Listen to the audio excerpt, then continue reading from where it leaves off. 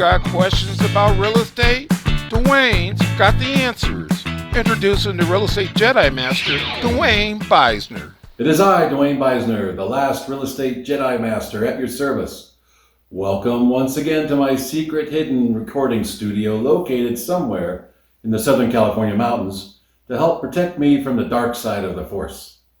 This is episode 18, and this is about how condo ownership works. But first, my quote of the week. You gotta dance like there's nobody watching, love like you'll never be hurt, sing like there's nobody listening, and live like it's heaven on earth. That quote was by William W. Perky. It's a great philosophy if you ask me.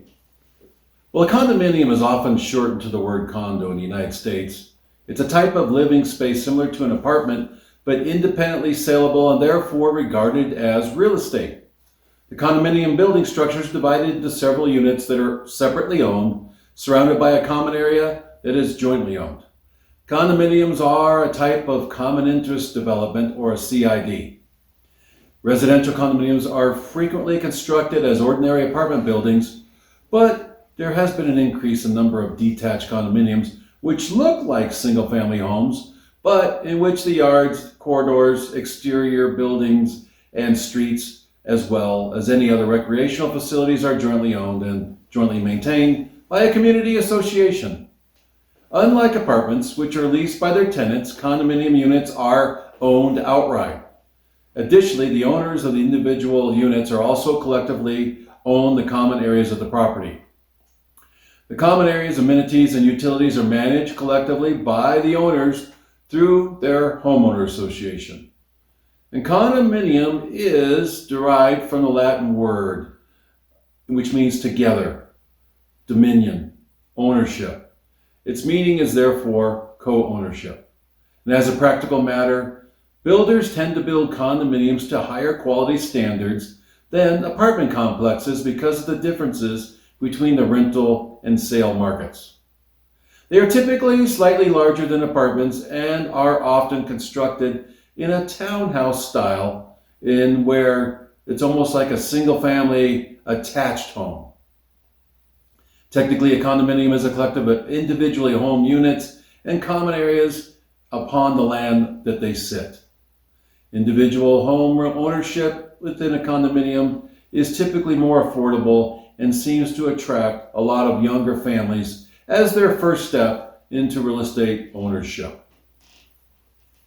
They have CC&Rs, conditions, covenants, and restrictions that are basically rules about what individual owners are able to legally do to maintain their unit without having any problems. Wondering whether or not condominium living really is the right choice for you? You might love the idea of ditching your snow shovel and lawnmower when you move into a condo, but you might not be so happy about leaving your satellite dish behind to comply with a possible bylaw. Like most types of accommodation, condominiums have disadvantages and advantages. And it would be good for you to do your research to look at what those are before you plunk down the money to buy a condominium. You have to weigh the pros and the cons in what we call the Benjamin Franklin routine, where you take a tablet of paper, draw a line down the middle, put pros on one side and cons on the other. You have to know if you're going to be happy with the restrictions before you take on a 30-year mortgage to buy into one of those places. So your assignment today is for you to make that Benjamin Franklin list.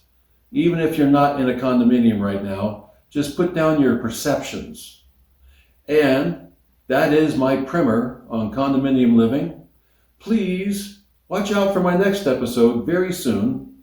My phone number, by the way, is 949-510-4750, and the email is therealestateJediMaster@gmail.com. And if you would do me a favor, please click on the like and the subscribe buttons below. And may the Force be with you.